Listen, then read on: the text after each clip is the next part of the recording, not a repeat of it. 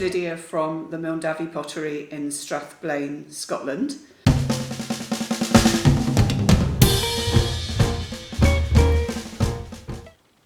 I've had a few inquiries about how I made this beautiful holly dish, and I can't show you it being made because I made it about a year ago, but I can tell you what I did, and you'll see that though it's fiddly to do, it's not difficult. So first of all, I had a paper plate, just a normal paper plate. Proper potters use plaster moulds.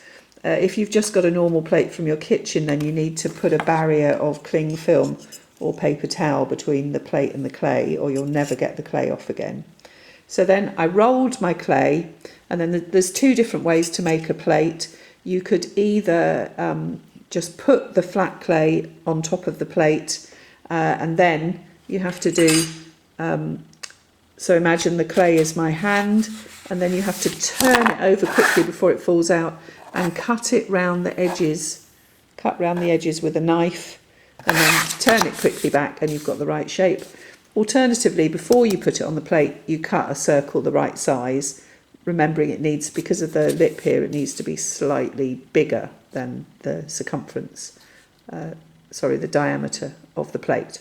So you've got clay there, and then all I did to make the holly was to take these pastry cutters and I cut holly leaves out, lots and lots of them. I got two different sizes, this one and a smaller one. So I'll just show you them. And then you can see that I put decorative lines on. I just used the end of a paintbrush. Let's see if I can get that on the camera. So then I just drew the lines on the holly leaves before I stuck them on. So I made a load of holly leaves, cut out and then decorated with the lines.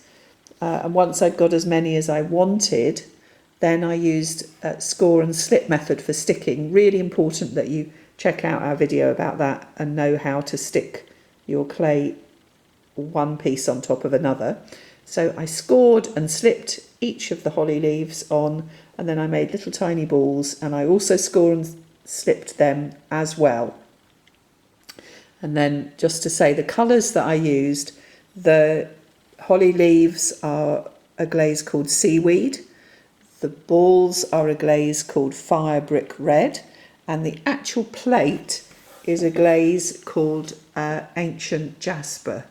I don't know if the camera picks up the colour very well, but ancient jasper kind of changes colour on the flat surface.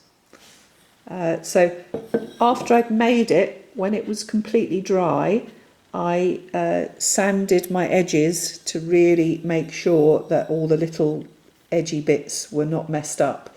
And just to say, on this prototype here, which I don't like the colours as much, but in my sanding, can you see two of my holly leaves fell off. I managed to glue them back on, but obviously that's not a great look. So just be careful when you're sanding. I really was gentle as I took the edges off this after it was dry. And then I let it dry a little bit longer to make sure it really was dry before it went in the kiln for its first firing. And then it gets glazed after the first firing and has a second firing, and then it's beautifully shiny, and I'm really pleased with it, to be honest.